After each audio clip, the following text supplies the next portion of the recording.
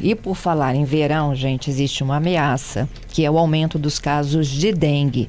Eu vou conversar agora, o meu convidado já está na ponta da linha, é o João Paulo Cola. Ele é referência técnica em arboviroses do Núcleo Especial de Vigilância Epidemiológica da Secretaria de Estado de Saúde. E João Paulo, bom dia.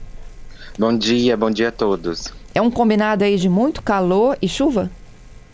Exatamente. A gente estava de olho, preocupados. Os números indicam o quê? Que nesse período do ano há uma explosão aí dos casos de dengue? Nesse período do ano, historicamente, né, esse final de novembro, início de dezembro, fevereiro e janeiro, vai até fevereiro, com verão, chuva, sol, né, a gente espera um aumento do número de casos. Esse ano, a gente tem registrado um menor número de casos comparados ao ano de 2024, né, 2025 tem tido uma queda, mas a gente está bem preocupado aí com esse verão, né, com sol, com chuva, e possivelmente vai aumentar o número de casos, então a gente está sempre alerta, monitorando aí, para a gente apresentar uma resposta efetiva. A gente até falava aqui um pouquinho no estúdio, né, antes do programa começar efetivamente, de que o cuidado da dengue ele não pode ser só no verão, né? Eu acho que é aí que a gente peca. Exatamente, né? A dengue, ela circula, o vírus da dengue, né? A doença, ela circula no Espírito Santo o ano todo. E aí, o que acontece? Nessa época de verão, com muita chuva e calor, há um aumento da densidade do vetor, né? Aumento do número de mosquitos, né? Porque esse clima é favorável para a reprodução do mosquito, do Aedes, né? Então, como a gente já tem o vírus circulando e aumenta o número de mosquito, e aí a gente começa, né, a ter um aumento do número de casos. Então, a gente precisa fazer essas medidas, né, de combate ao Aedes o ano todo, né, não somente no verão, mas intensificar no verão, mas fazer o ano todo, né. Uhum. Com relação à morte, as pessoas podem achar, né, que é um mosquitinho inofensivo, mas não é, né? Não, não é um mosquito inofensivo, né? A dengue, ela mata, né? Então a gente registrou em 2023 um número recorde de óbitos, né? E aí a gente vem intensificando esse trabalho desde 2023. Hoje a gente tem uma redução expressiva no número de óbitos de dengue no estado como resultado, né, desse nosso trabalho, né? Mas só que a gente tem que sempre ficar alerta porque a dengue, ela é uma doença grave, ela pode evoluir com gravidade, né? E ela pode acabar levando a óbito, principalmente pessoas mais idosas, pessoas que têm comorbidade, e também crianças e adolescentes. Uhum. E aí vamos lembrar daqueles segredinhos básicos? Nada se acumula água, substitui por areia, e aí por aí vai.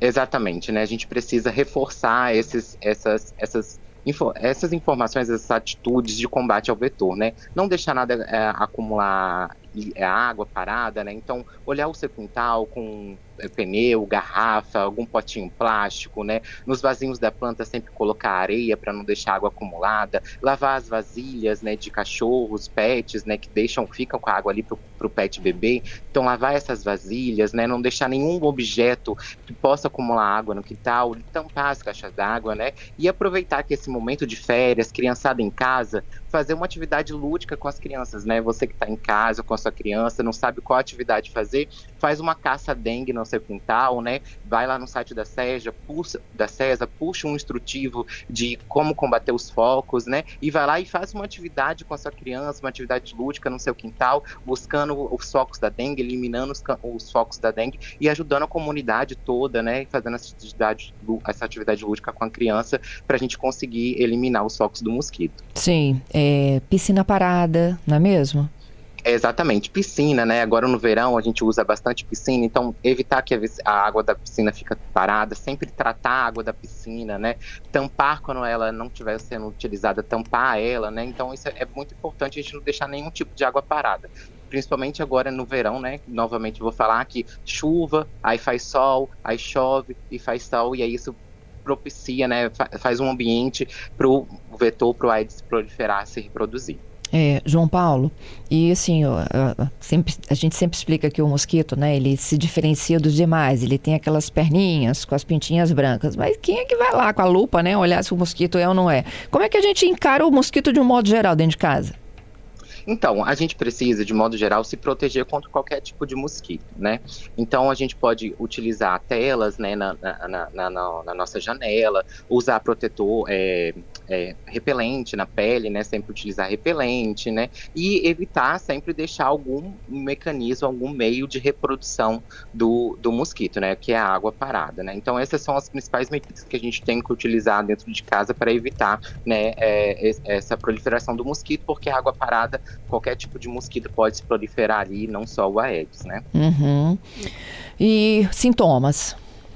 Então, a gente sempre deixa para ficar alerta, né, aos sintomas mais comuns da dengue, que é febre, cefaleia, que é a dor de cabeça, né, dor atrás dos olhos e a dor no corpo constante. Então, esses são os sinais iniciais da dengue, né, que podem piorar, como náusea, vômito, né, dor articular, dor abdominal, e a gente sempre alerta: sentiu náusea, vômito, febre, cefaleia, dor no corpo, procura a unidade de saúde mais próxima da sua unidade para ser atendido por um profissional de saúde, e lembrar sempre de se hidratar, né? O ponto-chave do tratamento da dengue é a hidratação. Beber bastante líquido, né? Beber bastante água, suco, outros líquidos, né? Para manter sempre hidratado nesse calor, né? E principalmente por conta da doença. Isso. O João, e na unidade de saúde, no pronto atendimento, eles também estão preparados para isso, né? Para trazer um diagnóstico de dengue? Como é que é o diagnóstico de dengue dentro de uma unidade de saúde? Sim, no início desse mês de dezembro, a gente fez uma reunião, né, de 2 dias, uma imersão de 2 dias com todos os municípios do estado, no qual a gente fez várias pactuações, treinamentos, né, para dar suporte aos municípios, para que eles possam melhorar essa parte assistencial e laboratorial das arboviroses no estado do Espírito Santo, né? Então, todas as unidades hoje, elas têm suporte para fazer o diagnóstico, né? O diagnóstico, geralmente, é um diagnóstico clínico, que vai pelos sintomas relatados do paciente, né, da pessoa. Então, a pessoa procura o atendimento, relata, e aí o médico levanta, o profissional de saúde levanta essa hipótese, né? E aí a gente faz testes laboratoriais, que o estado dá suporte para os municípios para fazer testes laboratoriais para ser diagnosticado realmente, confirmar laboratorialmente a arbovirose. E o tratamento da arbovirose da dengue, ele é um tratamento simples e clássico, né? Que é tratar a febre com sintomáticos, né? E também fazer bastante ingesta de líquidos. Quanto mais líquido a gente ingerir, melhor vai ser a nossa recuperação da arbovirose. Uhum. A pergunta do Hércules aqui sobre quem está imunizado. A vacina é efetiva, e para quem está imunizado, como que é a reação? Então, a vacina hoje, ela é efetiva. Hoje a gente só está vacinando no Espírito Santo, né, que é crianças e adolescentes de 10 a 14 anos, mas a gente tem que lembrar que ela é só efetiva quando a gente tem as 2 doses, né? Então é uma dose, 3 meses depois tem que fazer a segunda dose, né? Então a gente precisa incentivar as adolescentes, as crianças e adolescentes a tomar as 2 doses, né? Nessa faixa etária de 10 a vacina, a gente tem quem está imunizado pela vacina, a gente tem uma redução, né, de casos graves nessa população e também de número de casos confirmados, né? Então ela funciona assim, então ela é efetiva. Então a gente tem que reforçar que as crianças e adolescentes se vacinem, procurem as unidades de saúde para se vacinar.